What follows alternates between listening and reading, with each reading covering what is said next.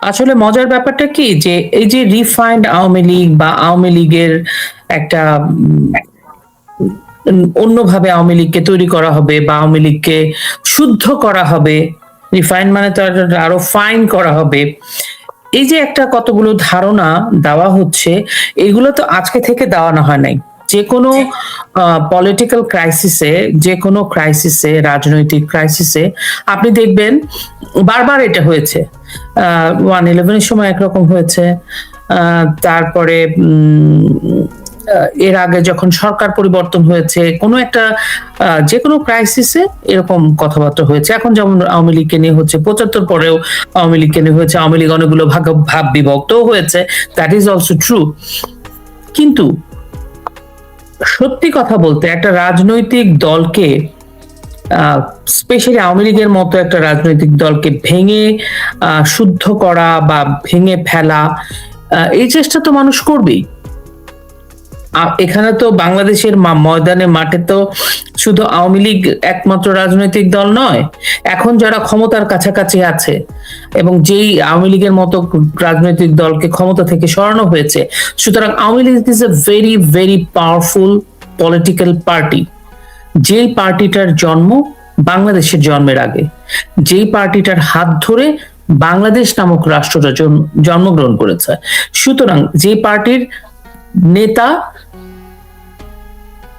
মানে বঙ্গবন্ধু শেখ মুজিবুর রহমান এবং শেখ হাসিনা, আপনাদের বুঝতে হবে পৃথিবীতে one of the powerful leader যদি আপনি ধরেন, কারণ আপনি বাংলাদেশের রাষ্ট্রটা ছোট হতে পারে, কিন্তু বাংলাদেশ রাষ্ট্রের যে ভৌগোলিক অবস্থান, বাংলাদেশ রাষ্ট্রের যে জন্ম ইতিহাস, এটা তো অনেক সংগ্রাম, অনেক কিছু, সেইভাবে বিবেচনা যদি করেন তাহলে তো বঙ্গবন্ধুকে নিয়ে এত আলোচনা সমালোচনা পৃথিবীতে হইতো না। পৃথিবীর বহু দেশে যুদ্ধ হয়েছে, পৃথিবীর বহু দেশে সরকার যুদ্ধ করে সরকার বদল হয়েছে। কয়টা দেশের রাষ্ট্রনায়কদেরকে আমরা জানি?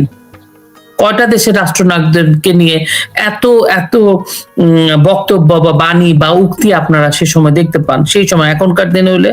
এবং এট দ্য সেম যদি দেখেন Sheikh Hasina, Sheikh Hasina one of the powerful not only women leader around the world. So এই জিনিসগুলো আমাদেরকে মাথায় রাখতে হবে। সুতরাং এই দলকে টার্গেট করাই হবে, এটাই স্বাভাবিক।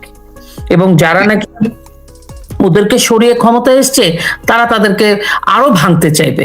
এটা এমন কোনো মানে এটা এটা স্বাভাবিক বিষয়। এটা আওয়ামী লীগ যদি স্বাভাবিকভাবে নেয়, আওয়ামী লীগের কর্মীরা, আওয়ামী লীগের তো অনেক টায়ার, মধ্যম টায়ার থেকে পরবর্তী টায়ারের নেতারা যদি এটাকে স্বাভাবিকভাবে নেয়, ইটস এ কমন ফেনোমেনা, এটা খুবই স্বাভাবিক। আওয়ামী লীগকে তো ভাঙতেই চাইবে। আওয়ামী লীগ ভাঙবে কিনা, আওয়ামী লীগ রিফাইন হবে কিনা, সেইটা আসলে কতটা কে পারবে, দ্যাট ইজ ডিফারেন্ট স্টোরি। ধন্যবাদ। সঙ্গে থাকুন। দস্তগীর জাহাঙ্গীর, আপনি স্টেট ডিপার্টমেন্টে কাজ করেন। বলা হয় যে শেখ হাসিনার সরকারকে, বলা হয় না, এটি এখন সত্যি, যে শেখ হাসিনার সরকারকে উৎখাতের জন্য আপনি যে দেশটিতে আছেন সেই দেশটির ভূমিকা সবচেয়ে বড় ছিল, এবং বিভিন্ন কারণে, যেটি শেখ হাসিনা নিজেও বারবার বলেছেন, সেই মার্কিন যুক্তরাষ্ট্রে মার্কিন মুল্লুক থেকে এখন আওয়ামী লীগ ভাঙার জন্য নাকি দেশের যে সরকার ডক্টর ইউনূসকে যেমন প্রভাবিত করেছিল, এই বিএনপি সরকারকেও প্রভাবিত করছে, এমন খবরই বলা হচ্ছে, আমরা দেখছি সামাজিক যোগাযোগ মাধ্যমেও। তো আপনার কাছে কি খবর আছে, আসলে আওয়ামী লীগকে কেন ভাঙতে চায়, কারা ভাঙতে চায়? আর সঙ্গে যুক্ত করে দিচ্ছি, এই যে রিফাইন্ড আওয়ামী লীগের একটা অপপ্রচার চলছে, এটি বা কেন কারা করছে? একটু লম্বা হয়ে গেল কয়েকটা পয়েন্ট নিয়ে। আপনি অনেকগুলো পয়েন্ট বলেছেন, কিন্তু মৌলিক কেন্দ্র বিন্দুটা আমরা জানি, সেটা হলো বাংলাদেশের পলিটিক্যাল ফ্যাব্রিকটাকে নতুন করে সাজানোর যে পায় তারা, যে সেটার সাথে বিশ্ব মোরালদের অংশগ্রহণ থাকবে। কিন্তু আপনার আজকের আলোচনার বিষয় না হলেও যে বিষয়টা আমি একজন সাংবাদিক হিসেবে আমার কর্তব্য সেই কথাটা তুলে ধরা, যে আজ 17ই এপ্রিল, এখনো ওয়াশিংটন ডিসিতে আমি যেখানে বসা সেখানে 17ই এপ্রিল। এটা বাংলাদেশের ইতিহাস বা বাংলাদেশ নিয়ে কথা বলতে গেলে বাংলাদেশের সরকার, বাংলাদেশের রাজনীতি, বাংলাদেশ নামক বাংলাদেশ একটি দেশ, সমস্ত কিছুর মৌলিকত্বে কিন্তু 17ই এপ্রিল যুক্ত। কারণ এই 17 এপ্রিলে বাংলাদেশের স্বাধীন সার্বভৌম সরকারের প্রতিষ্ঠা করা হয় মুজিবনগরে। আমরা দেশ শপথ স্বাধীনের গ্রহণের দিন 17 এপ্রিল ছিল।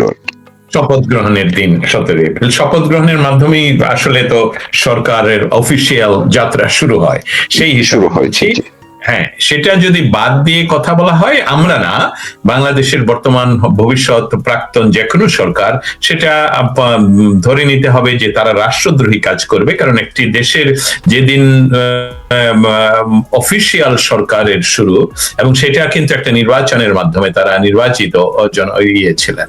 অতএব সেই বিষয়টাকে আমি তুলে ধরার মৌলিক কারণ হল 17 এপ্রিল তথা মুজিবনগর সরকারের শপথ গ্রহণের দিন, যে ঐতিহাসিক সত্য সেটাকে তুলে ধরার জন্য। আমরা যে কথা নিয়ে আলাপ করছি, আওয়ামী লীগ ভাঙতে গিয়ে বিএনপিতে ভাঙনের সুর, সেটা আওয়ামী লীগ সম্বন্ধে আমি একটি কথা এখানে বলে রাখতে চাই। আওয়ামী লীগ যখন বঙ্গবন্ধু জীবিত থাকেন, তখন আওয়ামী লীগকে ভাঙ্গা অ্যাটমের মতন হবে, যে এটা বিস্ফোরণ ঘটাতে অনেকগুলো বাহ্যিক শক্তির প্রয়োজন হবে, অনেক বড় অ্যাটমসফিয়ার তৈরি করতে হবে, অনেক প্রেসারাইজ কন্ট্রোল জায়গা তৈরি করতে হবে। বঙ্গবন্ধুকে হত্যা করে আওয়ামী লীগকে নিঃশেষ করার একটা প্রক্রিয়া চলল। সেই নিঃশেষে আমরা দেখতে পেলাম মালেক উকিল আওয়ামী লীগ, তারপর মিজান আওয়ামী লীগ, দুইটি গ্রুপ আমরা দেখতে পেলাম। কিন্তু সেটা বলতে পারেন যে যারা আওয়ামী লীগকে ধ্বংস করতে চায়, আওয়ামী লীগকে নিশ্চিহ্ন করতে চায়, ভেঙে দিতে চায়, সেই শক্তি কিন্তু অনলি বাংলাদেশের এই ভিতরে নয়। সেটা কারণ 71 সনের যে যুদ্ধ, সেই যুদ্ধ শুধু পাকিস্তানের আমাদের বাংলাদেশের মুক্তিকামী মানুষকে, নিরস্ত্র মানুষকে আক্রমণের মাধ্যমেই শুরু হয়নি। সেটার সাথে যারা যুক্ত ছিল, আমি বারবার এটা বলে যাচ্ছি, সেটা ছিল মার্কিন যুক্তরাষ্ট্র আমাদের দেশ, এটা যুক্ত ছিল, চীন যুক্ত ছিল, বাংলাদেশের অ্যান্টি লিবারেশন ফোর্স লাইক জামায়াতে ইসলাম এবং অক্সিলিয়ারি ফোর্স গুলো যুক্ত ছিল। অতএব সম্মিলিতভাবে আওয়ামী লীগকে নিশ্চিহ্ন করার প্রক্রিয়া যখনই দাঁড় করায় বা যখনই এটা সামনে আসে, আমাদের মনে রাখতে হবে যে এই সমস্ত কিছু একত্রিত হয়। এবং আমি সেখানে সংক্ষেপে তুলে ধরতে চাই যে বাংলাদেশের, আমরা যদি বলি রেজিম চেঞ্জ, এই শব্দটার বাংলা অর্থটা আমি ব্যবহার করি, গত টকশোতেও কোথাও বললাম, সেটা হলো শাসনতন্ত্রের কে চেঞ্জ করা। অর্থাৎ আওয়ামী লীগ যেভাবে শাসন করত, সেই শাসন ব্যবস্থাকে সম্পূর্ণভাবে পরিবর্তন করে ফেলার জন্য এই অক্ষগুলো, পৃথিবীর বিভিন্ন অক্ষগুলো, আপনি ইউএস এর নামও বলেছেন, এবং সেইভাবে সেটা হয়েছে।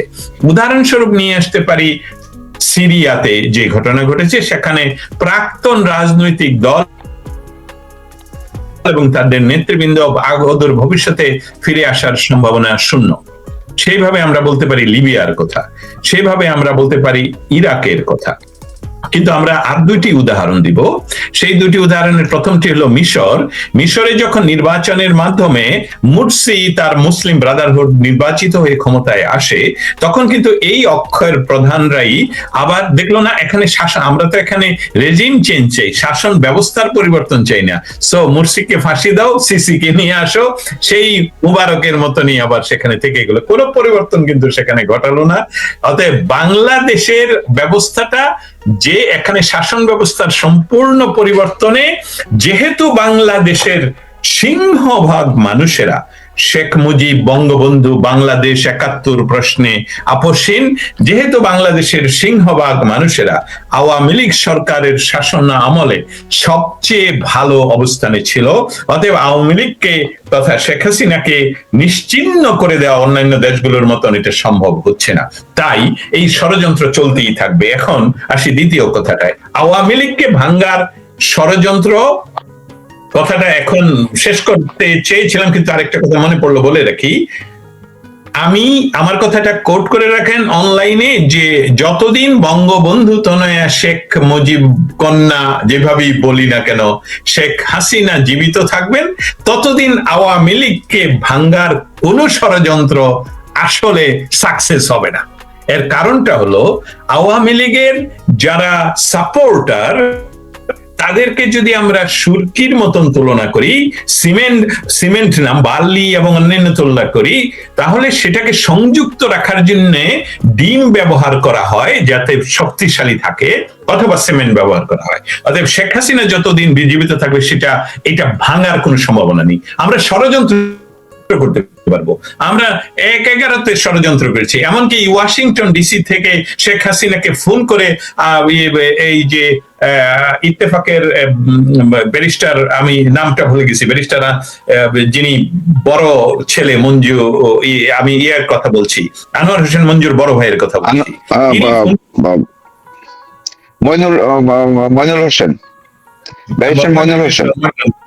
হ্যাঁ, ব্যারিস্টার মইনুল হোসেন এই ওয়াশিংটন ডিসিতে ছিলেন শেখ হাসিনা, তিনি ফোন করে বলেছিলেন, বোন তোমার এখন আসার প্রয়োজন নেই। রিপিটেড উনি এইভাবে বলছেন যে বোন তোমার এখন আসার প্রয়োজন নেই। শেখ হাসিনা বললেন আমি আসছি, তুমি পারলে ঠেকায়, আমি রওনা হচ্ছি, তুমি পারলে ঠেকায়। এই হলো শেখ হাসিনা, এই হলো আওয়ামী লীগের। আমি বলছি যে এই ষড়যন্ত্র দিয়ে হবে না, এই ষড়যন্ত্র চলতেই থাকবে। হ্যাঁ, দ্বিতীয় যে প্রশ্নটা আমাদের সামনে এখন দেখা যাচ্ছে, বিএনপির ভাঙনের সুর। বিএনপির ভাঙনের সুর, আসলে বিএনপিটা জিয়াউর রহমান নিয়ে আসলেন এই যে রংপুরের যার ইয়া ছিল জাদুমিয়ার ফুল নেই মনে নেই, জাদু মিয়াকে নিয়ে আসলো ভাসানী নেট থেকে ভেঙে, উনি জাদু মিয়াকে এভাবে নিয়ে আসলেন। তারপর নিয়ে আসলেন আরো কিছু উচ্ছিষ্ট কিন্তু বাংলাদেশের রাজনীতিতে তারা ছোট হলো ফ্যাক্টর। তারপর নিয়ে আসলেন মুসলিম লীগের একটি বিরাট অংশকে। তারপরে নিয়ে আসলেন সেখানে জামায়াতে ইসলামীর যে অংশটা বুঝতে পারলো যে জামাতে ইসলামী নামে এই দেশে আমরা যদি থাকি তাহলে আমরা কখনো এমপি মন্ত্রী সব হতে পারবো না, সেই অংশ। আমি বিস্তারিত বলছি কারণ আজকের যে যারা নতুন জেনারেশন, আমি আপনাদের টকশো কারা দেখে সেটা নিয়ে কিন্তু একটু পর্যবেক্ষণ করি। আমি এটা আপনাদেরকে বলে দিই, আমাদের কথাগুলো সবচেয়ে বেশি শুনে 25 থেকে 40 বছরের বাংলাদেশি মানুষেরা। আমাদের বয়সী মানুষেরা সবচেয়ে কম শোনে, কারণ তারা ইতিমধ্যে জেনে গেছে এই ঘটনাটা। অতএব তাদের জন্য বলছি যে এই বিএনপি কে বিস্তারিত বলার কারণ হলো, বিএনপি কিন্তু একক কোনো রাজনৈতিক সমমনা পার্টি নয়। এখানে বহু মনের, বহু রাজনৈতিক দর্শনের বিস্তার। অতএব আপনি যে কথাটা বলছেন বিএনপি আপাতত ভাঙবে না, এর আরেকটি কারণ হলো যেরকম শেখ হাসিনার জন্য আওয়ামী লীগ ভাঙবে না, বিএনপি ভাঙবে না, কারণ বিএনপি এখন ক্ষমতায়। এই ক্ষমতায় থাকার জন্যে তারা পার্টিগত ভাঙবে না, কিন্তু ওনার সচিব পরিবর্তন, তাদের মহাসচিব পরিবর্তন এবং অন্যান্য যে বিষয়গুলো আপনি বলছেন সেটার জন্য একটি ফ্যাক্টর হিসেবে আমি বলি, বিএনপি নিজে দলগতভাবে 209টি সিট নিয়ে ক্ষমতায় আসলেও তারা তাদের রাজনৈতিক সহচর বা রাজনৈতিক কর্মী বা রাজনৈতিক নেতাকে পররাষ্ট্র মন্ত্রণালয়ের মতন গুরুত্বপূর্ণ মন্ত্রণালয়ে বসাতে পারেননি। এটাতেই আপনারা বুঝে নিবেন যে বিএনপির উপর কারা প্রেসার তৈরি করছে। এবং আমি শুধু বলি যে সেই প্রেসার যদি আমরা মনে করি ডক্টর ইউনূসকে কারা বসিয়েছিল, এবং সেই ডক্টর ইউনূসকে যারা বসিয়েছিল তারা এবং বাংলাদেশের আরেকটি ত্রিমুখী যে শক্তি, সেই শক্তিটা আমি আমাদের প্রাক আলোচনা থেকে আমি লিখে রেখেছিলাম যাতে আমি নামগুলো মনে রাখতে পারি। মতি, মাহফুজ, বদিউল আলম, এই ত্রয় যে একটা শক্তি বাংলাদেশে যে কোনো উপায়ে বহির বিশ্বের সহযোগিতায় হোক, যেভাবে হোক, এই শক্তিটা আমাদের বর্তমান তথাকথিত নির্বাচিত প্রধানমন্ত্রী তারেক জিয়াকে যাতে কোনো ক্রমেই কোনোভাবেই সে তার রাজনৈতিক বিষয়গুলোকে সামনে, ম্যানিফেস্টোগুলোকে না আনতে পারে। কারণ সে যদি বিএনপি যদি ক্ষমতাসীন হয়, নিরঙ্কুশ ক্ষমতাসীন হয়, হওয়ার কথা 209টা সিট আপনাদের হাতে, যেখানে 175 থাকলেই আপনার নিরঙ্কুশ, সেখানে কেন আপনাকে এখনো ওদের আঙ্গুলের ইশারায় পররাষ্ট্রমন্ত্রী দিয়ে দিতে হয়, সচিব দিয়ে দিতে হয়, অমুক দিয়ে দিতে হয়, আর অর্বাচীন কয়েকটি বালক সেখানে আপনাদেরকে চিৎকার করে আমি বলবো রাস্তার মতন, এবং তাদের কিছুই করার নেই। সেটাকে আগামী 5 বছর যাতে এই নতজানু ভাবেই তার এই পার্টিটা ক্ষমতায় থাকে, সেটার জন্য তাকে ভয় দেখানোর জন্য এই আলাপগুলো করা হয়। মির্জা ফখরুল তিনি প্রথম ভারপ্রাপ্ত সচিব হন 2011 সনে মার্চ মাসে, এবং সেখান থেকে উনি 2016 সন পর্যন্ত ছিলেন ভারপ্রাপ্ত। 2016 সনের আবার মার্চ মাসেই তাকে ভার মুক্ত করে দেয়া হয়। অতএব আমরা হিসাব করলে দ্বিতীয় ভারমুক্ত সচিব হিসেবে উনি ইতিমধ্যে 10 বছর, আর তার আগে আরো ছিলেন 5 বছর। এই 16 বছর সময়ে বা 15 বছর সময়ে একটি রাজনৈতিক দল যে এরা নিজেদের দলের ভিতরেই গণতন্ত্র চর্চা করে না, তাহলে এটা খুব, তারা হয়তোবা একটা প্রিটেন্ড করার চেষ্টা করছে, যারা তারেক জিয়াকে আসলে প্রেসারে রাখার চেষ্টায়, যে আপনারা ইন্টারনাল পার্টি পলিটিক্সে গণতন্ত্র চর্চা করেন। আওয়ামী লীগকে হয়তোবা তারা দেখাচ্ছে, দেখেন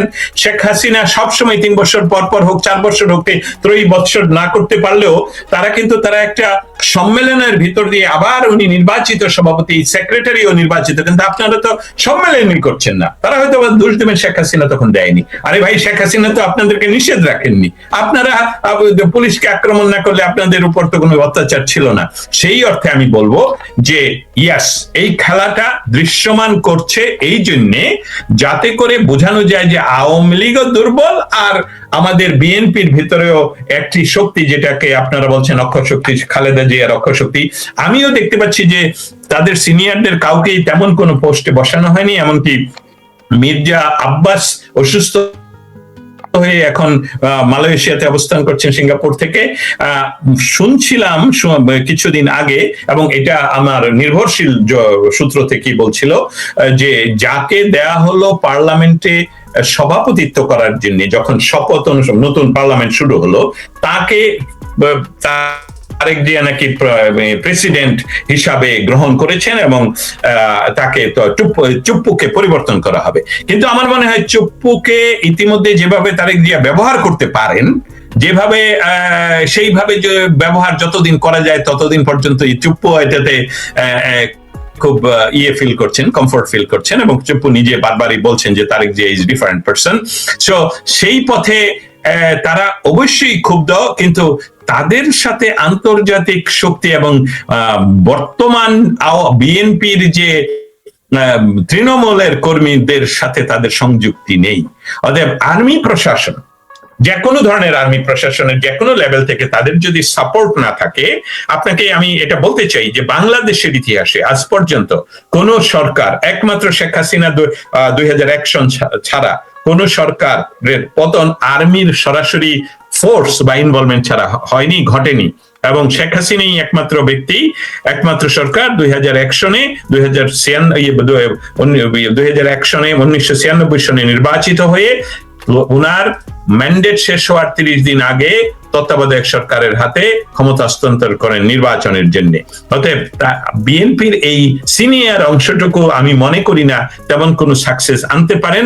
মির্জা ফখরুল যে ঘোষণা দিয়েছেন ইত্তেফাকে, আমি পড়লাম আপনার সাথে কথা বলার আগেই, সেটা আমি ধরে নিচ্ছি যে মন্ত্রণালয় নিয়ে ওনাকে দেওয়া হয়েছে তার বাইরে সচিব হিসাবে রাজনৈতিক শক্তি তথা তাদের অক্সিলিয়ারি বিভিন্ন সংস্থাগুলোর সাথে ওনার সম্পর্ক আমার মনে হয় জিরো। সেখান থেকে কি উনি আসলে এটা দেখাতে চাচ্ছেন যে আমার আর কাজ করার ক্ষমতা নেই, নিজে বলছেন না অন্য কেউ বলছে? এ নিয়ে আসলে বিস্তারিত শোনা উচিত। শায়লা আহমেদ লোপা কি বলেন? আমি আপনাকে একটু থামাতে চাই। শায়লা আহমেদ লোপা, যদিও তাকে স্ক্রিনে দেখছি না উনি, হ্যাঁ জি, আপনাকে না দেখে একটু শঙ্কিত ছিলাম যে আপনি কি চলে গেলেন কিনা। আমি কাজ করতেছিলাম, আমি কথাও শুনতেছিলাম, একটু কাজও করতেছিলাম। আচ্ছা, আপনার কাছ থেকে একটু জানতে চাই যে এই যেটি দস্তগীর জাহাঙ্গীর ভাই যেই কথাগুলো বলছিলেন, এটা সূত্র ধরে বিএনপির সিনিয়র নেতারা, ধরেন তরুণ প্রজন্মের কথা বাদই দিলাম, যে তারেক রহমানের মুখে যারা একদম খুব বেশি মানে একেবারেই আকৃষ্ট হয়ে আছেন, তারা হয়তো তারেক রহমান যা বলবেন সেটাই তারা মেনে নেয়, সেটাই তারা বিশ্বাস করে শতভাগ। কিন্তু সিনিয়র যারা, একদম সিজন যারা পলিটিশিয়ান বিএনপি, তারা কি তারেক রহমানের মুখে যখন শোনেন যে ভাসানী জিয়াউর রহমানের হাতে এসে 79-তে ধানের শীষ দিয়ে গেছে, তো তারা কি একটু বিব্রত হলেন কিনা? এবং এর পরপরই কিন্তু দেখা যায় যে সিনিয়ররা তারা আরো একটু দূরে সরে গেছেন গত কয়েকদিন, তাদেরকে একটু চুপচাপ। তো কেউ কেউ বলছেন যে সিনিয়র নেতারা আসলে এতটাই লজ্জিত হয়েছেন, এতটাই ক্ষুব্ধ হয়েছেন, হতাশ হয়েছেন যে তারা এখন ভিন্ন চিন্তা করছে। তারেক রহমান কেন বা কোন ভিত্তিতে এই কথাটি বলে ফেললেন? তারেক রহমান বলেছেন কারণ তারেক রহমান অজ্ঞ টাইপের মানুষ, তার কোনো নলেজ নেই। একজন প্রধানমন্ত্রীকে আপনি অজ্ঞ বলবেন কিভাবে? প্রধানমন্ত্রী তো হয়েছেন উনি বিশেষ ব্যবস্থায়,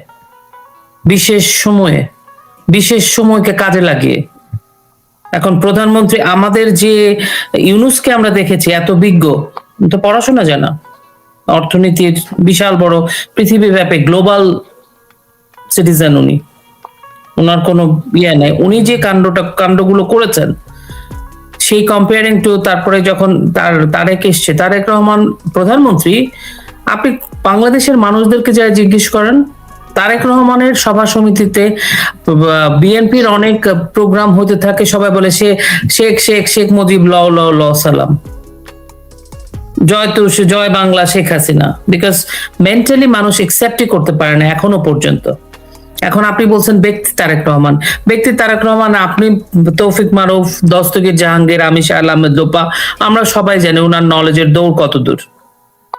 উনি এর আগে শুধুই ছিলেন খালেদা জিয়ার পুত্র, হামা ভবনের মালিক, সেই কারণে ওনার জ্ঞানের স্তর বা জ্ঞানের লেভেল নিয়ে কেউ অত কনসার্ন ছিল না, জানতেও চাইতো না, কারণ ওনাকে একভাবে উনি নিজেকে আমরা চিনতাম।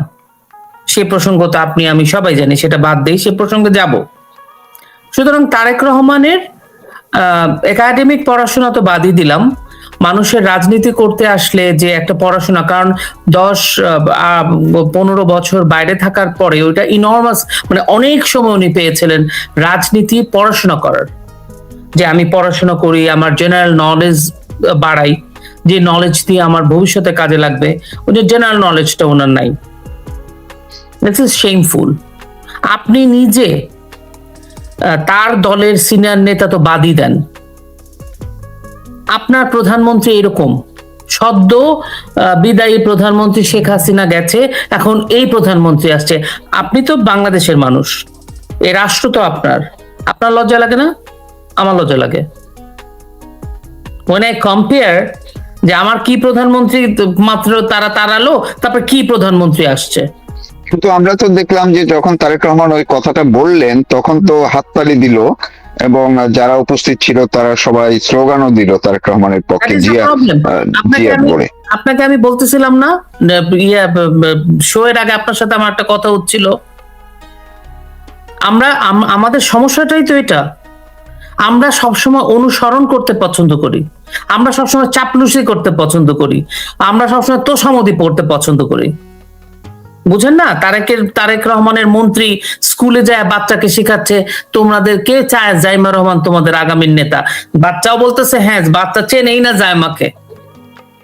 এরকম অদ্ভুত একটা জি শাইলালোপা, আমি শুধু আপনার সাথে সংযোজন করে দেই, এই মাত্র কয়েক ঘন্টা আগে বর্তমান স্বাস্থ্যমন্ত্রী বিএনপির জিয়া পরিবারের আত্মীয় স্বজন যে হসপিটালে ভর্তি, খালেদা জিয়ার গৃহকর্মী ভাতিজিকে দেখতে হাসপাতালে গেলেন। আমি শুধু সংযোজন করলাম আপনার জন্য। হ্যাঁ, আমি এটা বলতাম, আমি দেখেছি এটা, আমি যাচ্ছিলাম ওখানে। সো দ্যাট আমাদের নেচার হইতেছে এটা, আমাদের অভ্যাস হতেছে, আমরা চাপলুসি করতে পছন্দ করি, আমরা তোষামোদি করতে পছন্দ করি, আমরা ভালো থাকতে চাই না, আমরা নিজের অধিকার বুঝি না, কিন্তু আমরা অধিকার নিয়ে কথা বলি। সুতরাং তারেক রহমানের ওই ভুলভাল যারা তালি দিয়েছে তারা কি জানে ইতিহাস? জানে না তো। এখন বললেন ইতিহাস একটা বস্তাপচা জিনিস, কারণ আমরা জানি না তাই। এটার প্রয়োজনীয়তা কতটুকু, যদি প্রয়োজনীয়তা না থাকতো তাহলে সমস্ত নেতা বুদ্ধিজীবীরা ইতিহাস টানে কেন? পৃথিবীতে তো ইতিহাস বলে কোনো বিষয়ই থাকতো না। সুতরাং এটা প্রয়োজনীয়তা আছে, রাইট?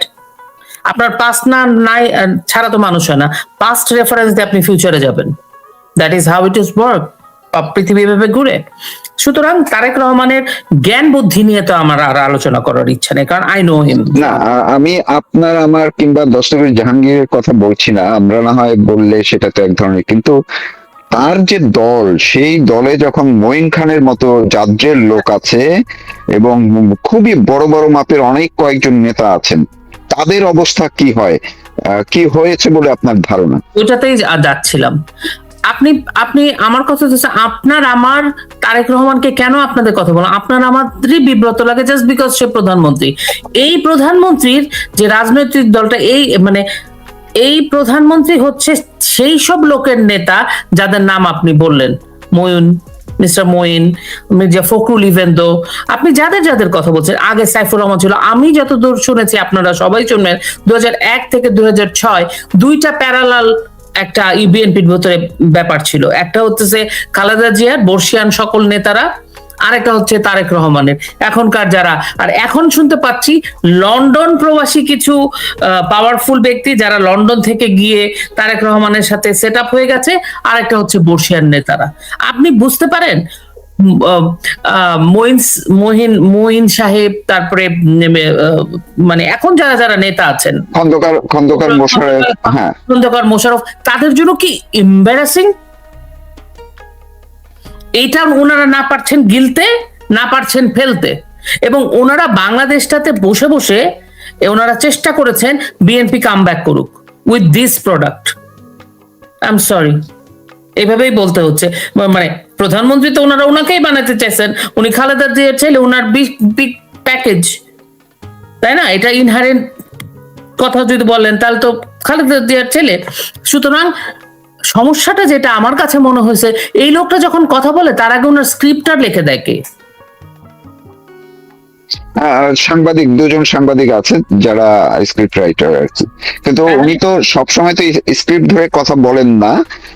এটি হয়তো একটা ভালো গুণ, স্ক্রিপ্টের বাইরেও কথা বলেন। না না না না না, এরকম এম্বারাসমেন্টের না, এটা ওনার স্ক্রিপ্ট ধরে কথা বলতে হবে, কারণ উনি জানেন না, উনি অজ্ঞ মানুষ।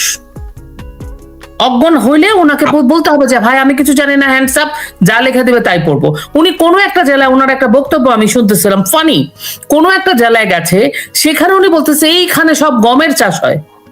বলছে না, স্টেজে বসে বলে হয় না হয় না, বলছেন না এখানে তো গম হয় না, এখানে ভুট্টা হয়। সেটাও সে জানে না। এই লোকটাকে আমি ফলো করি, ইন্টারেস্টিং লাগে, হিউম্যানাস। আপনি যদি বলেন ফানি, আপনার মন ভালো না, তাহলে ওটার বক্তব্য শুনবেন, ভবিষ্যতে কিন্তু সেটা হবে। আপনার মনটা খারাপ, হ্যাঁ, আপনি যে একটু তারেক রহমানের বক্তব্য শুনে আসি, বুঝছেন? ধন্যবাদ, আপনি থাকেন একটু সঙ্গে।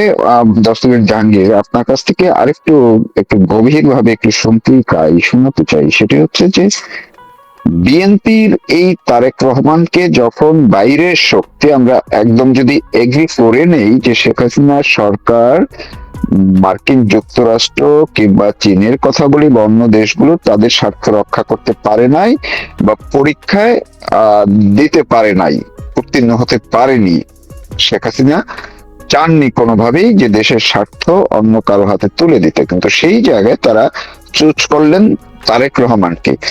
তো আমি তো এতক্ষণ সালেহ আহমেদ লোপার কাছে বললাম, যে জানতে চাইলাম যে মঈন খান কিংবা খন্দকার মোশাররফদের অবস্থা কি। আপনার কাছ থেকে জানতে চাই, এই যে আন্তর্জাতিক পর্যায়ে থেকে যারা তারেক রহমানকে বসানোর জন্য ভূমিকা পালন করেছে, তারা কি একটু বিব্রত হচ্ছে কিনা এই তারেক রহমানের এইসব বক্তব্য শুনে? একেবারেই না, আমি একদম সরাসরি বলে শুরু করি, একেবারেই না, অন্য একটা কারণে বলি। বহির্বিশ্বের যে সকল শক্তি বাংলাদেশে এই ক্ষমতার পালাবদল বলবো না, সম্পূর্ণ রাষ্ট্র ব্যবস্থার পরিবর্তন চাইলো, তাদের কাছে কে পরবর্তী প্রধানমন্ত্রী হবে, কোন পার্সনটা হবে, ওইটা ইন্টারেস্টিং না, ওইটা বিষয় না। আরেকটা বিষয়, যেটা গত 15 বছরের আওয়ামী লীগ নিজের ক্ষতি করেছে, সেটার ইমপ্লিমেন্টেশনটা বিএনপিতে হচ্ছে, এবং সেটা একেবারেই আপনি বলতে পারেন কপি করা হচ্ছে। কি কপি করা হচ্ছে? আওয়ামী লীগের 15 বছরে নেতৃত্বের দুর্বলতা তৈরি করা হয়েছে, দুর্বল নেতৃত্ব সৃষ্টি করা হয়েছে। যিনি সিরিয়াস নেতৃত্ব দিতে পারতেন বা পারেন, তাকেও কলুষিত করা হয়েছে ইন্টেনশনালি। এটার জন্য আওয়ামী লীগ নিজে দায়ী নয়, আওয়ামী লীগের ভেতরে গুপ্ত ভাবেই কাজটুকু সম্পাদন করা হয়েছে, যেটা শেখ হাসিনা নিজেও বুঝতে পারেননি বা জানতেন না। দুর্বল নেতৃত্বের মৌলিক একটা কারণ, তারা তৌফিক মারুফ আহমেদ শায়লা লোপা বা দস্তগীর হয়ে ওঠে না।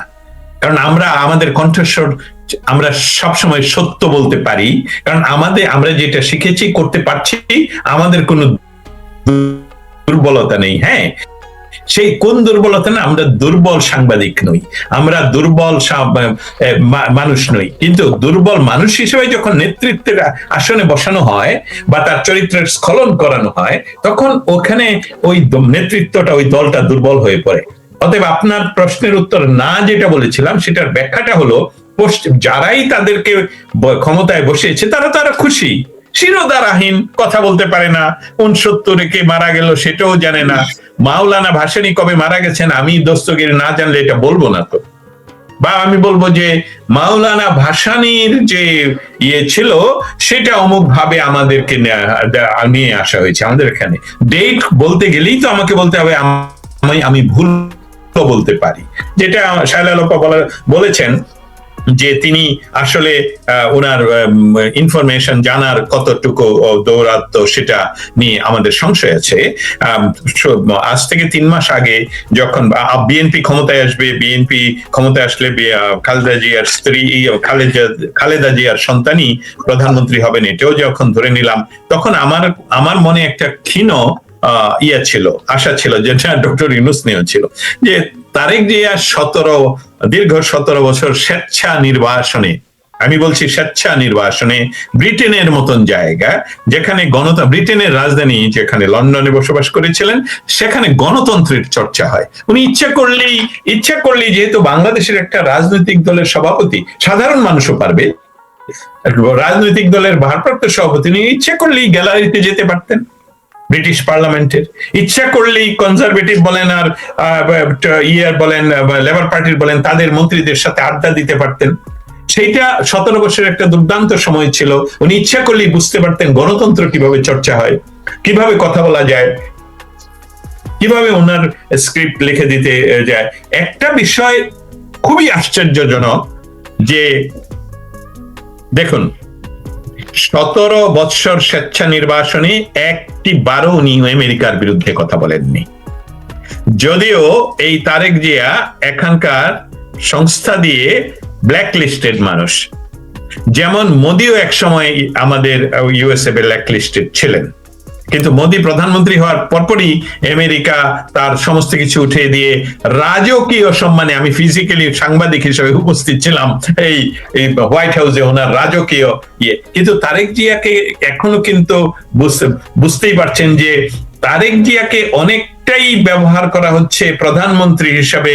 কেন জানি মনে হচ্ছে সেই আমলে আর কি, ইস্ট ইন্ডিয়া কোম্পানির ক্লাইভ যেভাবে মির্জা জাফরকে বসে যে উনি বাংলার নবাব, কিন্তু সবই আসতো ওই কুঠি থেকে। তো সেইভাবেই ঘটনাগুলো ঘটছে। কারণ এই লোপাত অন্তত পক্ষে ওনাকে শুনেন, আমি কেন এখনো পর্যন্ত বাংলাদেশের প্রধানমন্ত্রী এই বিষয়টার সাথে তারেক জিয়াকে মেলাতে পারছি না। 2 মাস সময় উনি অতিবাহিত করেছেন। অতএব আপনার প্রশ্নের উত্তরে খুব সংক্ষিপ্ত আকারে বলে রাখি যে না, এটাতে আরো তাদের সুবিধা, যাদের কথা আপনি মেনশন করেছেন তাদের আসলে সুবিধা, কারণ শিরোধারাহীন মানুষের নেতৃত্ব আমাদের দেশের জন্য তাদের কাছে থাকলে তারা যা খুশি তাই করতে পারবে। এবং সেটা দেখেছেন যে আরেকজন বলা হচ্ছে উনি পড়াশোনায় কি জানি পড়াশোনা করা মানুষ, ডক্টর ইউনূস, কিন্তু সেটাও তো একটা শিরোধারাহীন মানুষ। কারণ তার একটি ডকুমেন্ট আজকে শায়লা লোপার সাথে শেয়ার করেছি, এই ডকুমেন্টটা আপনাকে আমি শেয়ার করব। এই ডকুমেন্ট আপনি বাংলা তর্জমা করলে দেখবেন যে এর চেয়ে বড় বিশ্বাসঘাতক হয় কি করে, একটি দেশকে এইভাবে বিক্রি করে দেয় কিভাবে। অতএব নেতৃত্ব যত দুর্বল হবে দেশ তত স্বনির্ভরতা হারাবে, এবং শেখ হাসিনার মতন ব্যক্তিত্ব বাংলাদেশ তথা পৃথিবীর ইতিহাসে নেতৃত্ব দিতে বিরল। আমি শেখ হাসিনার সাথে অনলি যে তুলনা করতে পারি সেটা আপনার কাছ থেকে নর্থ সি পাড়ি দিয়ে হারুইচে পৌঁছার পর যে ভূমি পাবেন, সেখানকার আয়রন লেডি ছিলেন মার্গারেট থেচার। ধন্যবাদ। জি, ধন্যবাদ। আমি শেষ করব একদম ছোট ছোট করে, আবার দুজনের কাছ থেকে একটু জানবো। আমি শাহের আহমেদ লোপা, আওয়ামী লীগ দিয়ে শুরু করেছিলাম, আওয়ামী লীগ দিয়েই আপনার কাছ থেকে একটু শেষ করতে চাই। এই যে যারা আওয়ামী লীগের এখন রিফাইন্ড করার কথা বলছে, বুঝলাম যে সরকার চাইছে, বিদেশি শক্তি চাইছে আওয়ামী লীগ ভাঙতে, ঠিকই আছে, কিন্তু আমাদের সমমনা বলে আমরা যাদেরকে চিনি, জানি বা সামাজিক যোগাযোগ মাধ্যমে দেখি, তাদেরও অনেকের কথাবার্তা, তাদের অনেকের প্রচারণা এমনটা মনে হচ্ছে যে তারাও এক ধরনের এই রিফাইন্ড আওয়ামী লীগকে একটু উৎসাহ দেওয়ার চেষ্টা করছে, মানে এই অপপ্রচারকে আরো প্রমোট করছে। এইটা কেন? এবং এইটার পেছনে আপনার কোনো যুক্তি পাচ্ছেন কিনা? যে আমি বঙ্গবন্ধুর কথা বললাম, আওয়ামী লীগের জন্য আমি পাগল, কিন্তু শেখ হাসিনার নাম শুনতে পারি না, এইটা কেন? কাকে, মানে কোন পক্ষ? আওয়ামী লীগের ভিতরে বলছেন? সমমনা যারা আর কি। আচ্ছা, এটা একটা ইন্টারেস্টিং ফ্যাক্ট। কেন ইন্টারেস্টিং? আমাকে একটু সময় দিতে হবে। শেখ হাসিনা দুর্নীতি পেয়েছেন, শুনেছেন? গত 2 বছর শেখ হাসিনার কোনো করাপশন বেরিয়েছে? আমি শুনি নাই আর কি রিপোর্ট। শেখ হাসিনার একটা শুনছি কি জিনিস, কোন জমির ব্যাপার, আর কিছু শুনি নাই। আচ্ছা, শেখ হাসিনা ওয়াজ এ সাকসেসফুল প্রাইম মিনিস্টার, এটা তো অস্বীকার করবেন না, তাই না? সব সময় বলা হচ্ছে যে শেখ হাসিনার মন্ত্রীরা চোর, শেখ হাসিনার নেতারা চোর, এরকম বলছে না, মানে আওয়ামী লীগ দলের লোকজন। কিন্তু তারা আওয়ামী লীগটাকে ফেরত চায়, শেখ হাসিনাকে ফেরত চায় না। ইন্টারেস্টিং না? শেখ হাসিনা হারসেলফ, তার পার্সোনালি তাকে আমরা বলতেছি, উনি যাই হোক, উনি দেশ বেচে নাই, উনার কোনো দুর্নীতি নাই, কিন্তু উনি কন্ট্রোল করতে পারে নাই, উনার পলিসির এই ভুল ছিল, উনার নেতা কর্মীদের উনি কন্ট্রোলের বাইরে, এইসব নানা কথা বলি, কিন্তু ওনাকে তো আপনি দোষ দিতে পারবেন না, ওনার দেশপ্রেম নিয়ে তো কোনো প্রবলেম নাই। কিন্তু আমাদের সমমনারা বঙ্গবন্ধুকে ভালোবাসে, কিন্তু আওয়ামী লীগ আসতে হবে, শেখ হাসিনা আসতে পারবে না। কিন্তু মানে কিন্তু গুলা এটাই কেন? বঙ্গবন্ধুকে ভালোবাসতে তো অসুবিধা নেই, বঙ্গবন্ধু তখন নাই, ওকে তো মেরে ফেলছে 1975 সনে। এখন যে আছে বঙ্গবন্ধুর মেয়ে, যে বঙ্গবন্ধুর মেয়ে আছে বলেই আমরা একটা সেকুলার রাষ্ট্রের কল্পনা করতে পারি, যে আমরা ফেরত যাব, আমরা চিন্তা করতে পারি, এই ফোর্সটা আছে, ওই প্রেশারটা আছে। তো সেখানে প্রবলেম, আর কোনো তো প্রবলেম আমি দেখতে পাচ্ছি না। তোমরা শেখ হাসিনাকে দলকে পছন্দ করো না, কিন্তু শেখ হাসিনার দল ফেরত এটা চাও, শেখ হাসিনাকে চাও না। এটা একটা খুবই অদ্ভুত কন্ট্রাডিক্টরি। এবং এগুলো যারা করে তাদের উদ্দেশ্য, সেটা আওয়ামী লীগের লোকও যদি করে, অবশ্যই আমি বলবো ইন্টেনশন ভালো না। তাদেরকে আওয়ামী লীগের লোকদের বোঝা উচিত এরা কারা এই কথাটা বলে। আবার যারা বাইরে থেকে করে তারা তো করতেই পারে, কারণ শেখ হাসিনা তো আসলেও একটা কিছু এই গ্রুপের জন্য সমস্যা বটে, তাই না? কিছু কিছু জায়গায় শেখ হাসিনা তো বেন্ড হবে না, যেটা তারেক রহমানকে করা সম্ভব, যেটা জামাতের আমির তো যা ইচ্ছা তাই করতে পারে, তাদের কোনো নীতি আদর্শ কিছুই নেই, সেটা বাদই দিলাম। আওয়ামী লীগের ভিতরেও একটা বড় পোর্শন আছে, তারা মনে করে এত দেশপ্রেম করে লাভ নেই। তারাই ওই যে মাদ্রাসা, 500 মডেল মসজিদ, আমি আর নাম বলতে চাই না এদের। সুতরাং আমি এই কন্ট্রাডিকশনটার একদমই পক্ষে না। কারণ শেখ হাসিনা, আমি বলছি না, ভুল ত্রুটির ঊর্ধ্বে উঠে আপনাকে যতগুলা প্রাইম মিনিস্টার, প্রেসিডেন্ট আপাতত মানে এখনো পর্যন্ত বাংলাদেশে হয়েছে, আপনি কম্পেয়ারিং টু শেখ হাসিনা, আপনি আমাকে একজন দেখান যে আমি তো সেই নেতার পিছনে থাকবো যেই নেতা যোগ্য নেতা। আমি তো এরকম দুর্বল নেতা, ভুল ভাল ইংরেজি বলা নেতা, ভুল ভাল ইতিহাস বলা নেতা, ভুল ভাল কাজকর্ম করার নেতার পিছনে তো আমি থাকবো না, যে আমার বাংলাদেশের 18 কোটি মানুষকে, বাংলাদেশের ভূখণ্ডকে কিছুই দিতে পারবে না ব্যর্থতা ছাড়া। কারণ যোগ্য মানুষ। আবার শেখ হাসিনার তারও একটা দোষ আছে, সেটা তো জানেন না, আমি বলি। সেটা হচ্ছে শেখ হাসিনা স্ট্রং জেন্ডারের দিক দিয়ে, উনি উইমেন। উনি আবার পুতুল প্রধানমন্ত্রী না, আমি কারো নাম বলতে চাচ্ছি না। উনি ঘুম থেকে ওঠে একজন সচিবকে ডাইকা বলেন, তুমি এটা কি রিপোর্ট পাঠাইছো, এটা তো ভুল। শেখ হাসিনা সেরকম নেতা, সেজন্য শেখ হাসিনাকে নিয়ে অনেক কথা হয়, রিফাইন আওয়ামী লীগ বলা হয়। এটা আমার ধারণা, আমি যতদূর খোঁজ খবর রাখি, আওয়ামী লীগের তৃণমূলের সাথেও আমার মাঝে মাঝে কথা হয় না, একদম বলবো না, কারণ এটা আমার পেশার কোনো কারণে আমি করি। আমি জানি যে তারা বাংলাদেশের সাধারণ মানুষ যারা আওয়ামী লীগ করে এবং বাংলাদেশের সাধারণ পিপল যারা রাষ্ট্রটার ভালো চায়, নিজেদের ভালো চায়, তারা জানে যে কোন নেতার তাদের দরকার এবং কোন সময়টাকে, কোন নেতাটাকে তারা হারিয়েছে 5 আগস্টের মধ্য দিয়ে। সুতরাং রিফাইন্ড আওয়ামী লীগ বলতে থাকুক, দেখতে থাকে আমরা, চলেন, go with the flow, let's see what happen. Thank you very much আপনাকে। আমি শেষ করব দস্তগীর জাহাঙ্গীর আপনাকে দিয়ে।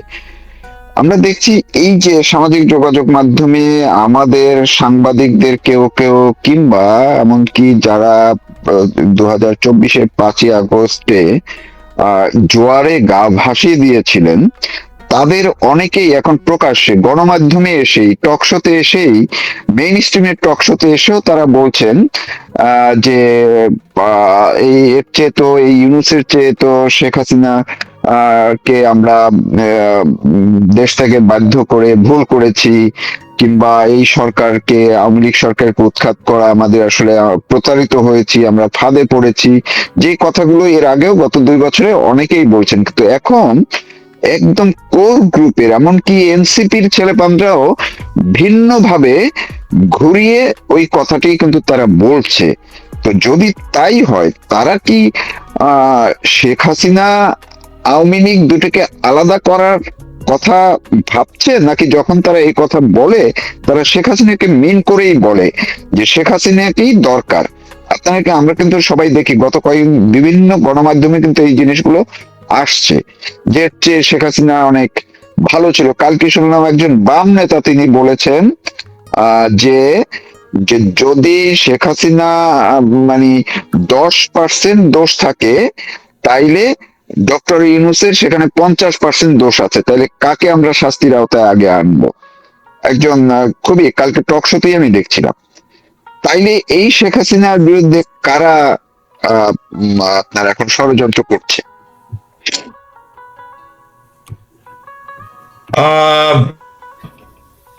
শেখ হাসিনার বিরুদ্ধে যারা সেইভাবে না বলে, আপনার প্রশ্নের প্রথম অংশটা খুব ইন্টারেস্টিং। সেটা হলো যে জুলাই মাসে যে মেটিকুলাসলি ডিজাইন ষড়যন্ত্র করে যে কাজটা করা হচ্ছে, যে বাংলাদেশকে একটি বাংলাদেশ যে সুশৃঙ্খল একটি রাষ্ট্র ব্যবস্থা দেশ হিসাবে পরিচালিত হচ্ছিল, সেখান থেকে একটি ব্যর্থ রাষ্ট্রে পরিগণিত করার যে এখন আমি বলতে পারি এটা আন্দোলন, মানে এই অর্থে আন্দোলন। তারা এখানে, আমি আপনাদের মাধ্যমে আমাদের দর্শক শ্রোতাদেরকে জানাতে চাই, ওনারা জানেন কিন্তু আমাদের মতন এই 3 জনের আড্ডা থেকে ওনারা হয়তো এখনো শুনেননি। বাংলাদেশে শেখ হাসিনার নেতৃত্বে একটি শাসন ব্যবস্থা, স্থায়ী শাসন ব্যবস্থা, যেখানে মানুষের, এমনকি তৃণমূলের কর্মীর কথা বলছি না, তৃণমূল মানুষের, রিক্সাওয়ালা বলেন, কৃষক বলেন, ক্ষেত মজুর বলেন, তাদের আয় এবং উন্নতি হচ্ছিল। তাদের ডেইলি যে আয়, সেটা দিয়ে তারা আগের মানুষের মতন দুধ বিক্রি করে চেপা শুটকি কিনে খেতে হতো না। তারা চেপা শুটকিও খেত, দুধও খেত, এরকম একটা পর্যায়ে চলে গেছিল তারা। সেখান থেকে ঘটনাটা কেন ঘটলো, কেন কিছু মানুষ বা যারা আপনি যাদেরকে মেনশন করছেন যে তারা এখন বলছে শেখ হাসিনাই ভালো ছিল, ভুল করেছি, সেটার একটা ব্যাখ্যা, দুর্দান্ত একটা ব্যাখ্যা আছে এবং এটা ইতিমধ্যে ভেরিফাইড। কারণ পেশাগত কারণে গত 18-19 মাসে আমার কাছে তৃণমূলের বহু মানুষের সাথে কথা হয়, দেখা হয়, অনলাইনে এইসব হয়। দেখা গেল যে শেখ হাসিনা উন্নয়ন করছেন, মানুষের আয়ের ব্যবস্থা করে দিচ্ছেন, কিন্তু ওনার প্রায় প্রতিটি এমপি, প্রতিটি এমপি, আমি একদম এটা আমার দায় নিয়ে বলছি, আমি এটার পিছনে দাঁড়িয়ে বলছি, প্রতিটি এমপি একটি মিনি রাজ্য তৈরি করেন, অর্থাৎ ওনারা জমিদার হয়ে বসেন। ওনাদের প্রত্যেকটি জায়গায় নাকি বলছি, আমি ভেরিফাইড হিসেবেই বলছি, উপজেলা চেয়ারম্যান তার চাচাতো ভাই বা নিজের ভাই, তার কোথাও যদি কোনো মিউনিসিপ্যালিটি থাকে সেখানকার মেয়র ওর মামাতো, খালাতো, ফুফাতো ভাই, প্রত্যেকটা স্কুল কলেজের। এটা হলো বাস্তব চিত্র, তারা বলছে এবং আমি ভেরিফাই করে বলছি। এই ব্যবস্থাটাকে মানুষ সুখে ছিল, আজকের 18 মাসে যে অত্যাচার এখনো যেটা কন্টিনিউ, সেটার 10 ভাগও ঘটেনি শেখ হাসিনার আমলে। বিএনপির সকল নেতৃবৃন্দ চাকরি ব্যবসা সমস্ত কিছু করেছে আওয়ামী লীগের সাথে, শুধু আওয়ামী লীগের তৃণমূলের কেউ ব্যবসা করতে পারেনি। এমনকি ওই যে স্থানীয় সরকারের যে কাজগুলো সেটা আওয়ামী লীগের কোন নেতাকর্মীরা পায়নি, সেটা পেয়েছে এমনকি শুধু বিএনপির মানুষেরাই, এমনকি জামাতের মানুষেরা। এই সার্বিক পরিস্থিতিটাকে নিয়ে প্রত্যেকটি উপজেলায় এবং প্রত্যেকটি জেলায় তাদের একটা ক্ষোভ ছিল যে এই আওয়ামী লীগের এই স্ট্রাকচারটা বদলানোর প্রয়োজন, এই ক্ষমতায় যারা আছে তাদেরকে বদলানোর প্রয়োজন। অতএব এই সম্মিলিত one unit another unit and all the unit together, তাদের একটা সহানুভূতি আসে, এটা যে এই শেখ হাসিনার বিরুদ্ধে যারা মিছিল করছে এই সরকারের বিরুদ্ধে, আমরা এটার সহানুভূতি দেখাচ্ছি। তাতে এই সহানুভূতির পরবর্তী স্টেপটা তারা আমার আর আপনার মতন দেখতে পায়নি। কারণ আমার কাছে যেই রাত্রে প্রতিবাদ কর আমার বন্ধুরা এসে জানালো যে এই দস্তগীর দেখো, সেখানে কিন্তু তারা বলছে কি জানি যে আমি কে তুমি কে, রাজাকার রাজাকার, কিন্তু তারপরে তারা নাকি বলছে যে কে বলেছে স্বৈরাচার স্বৈরাচার। আমি বলছি আমাকে এডিট করতে হবে না, আমার এটা ফিক্স। যা বাংলাদেশে রাজাকার হলো রাষ্ট্রদ্রোহী রাষ্ট্র বিরোধী সংস্থা, যারা আমাদের স্বাধীনতা সংগ্রামের বিরুদ্ধে তারা অস্ত্র নিয়ে আমাদের বিরুদ্ধে আমাদের সেনা আমাদের জনগণকে, অতএব তারা নিষিদ্ধ।